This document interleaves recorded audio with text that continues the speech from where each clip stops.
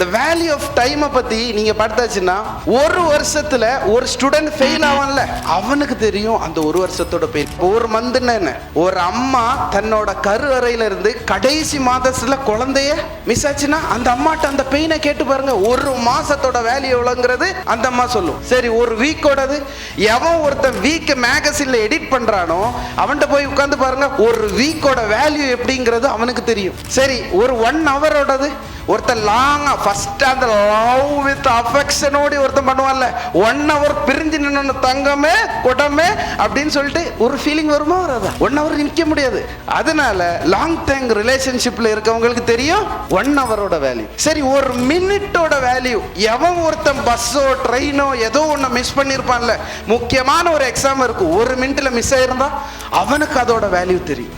சரி, ஒரு செகண்டோட வேல்யூனா, எவன் ஒருத்தன் ஆக்சிடென்ட்ல மிஸ் ஆயிருப்பான்ல, கொஞ்சம் முன்னாடி நான் பின்னாடி வந்திருந்தா இந்த வண்டி என்ன இடிச்சிருக்காதே அப்படின்னு சொல்லுவான்ல ஆக்சிடென்ட் ஆன பர்சன், அப்போ ஒரு செகண்டுமே வேல்யூ. 30, அதாவது மில்லி செகண்டோட வேல்யூ, எவன் ஒருத்தன் ஒலிம்பிக்ல 30 மில்லி செகண்ட்ல ஃபெயிலியர் ஆனானோ அவனுக்கு அதோட வேல்யூ வரும். டைம்ங்கிறது இந்த உலகத்தோட பிக்கஸ்ட் அசெட் ஆகும். இதை வந்துட்டு ஒரு நொடி கூட நம்ம வேஸ்ட் பண்ணக்கூடாது. Subscribe to our YouTube channel and follow us on all social media.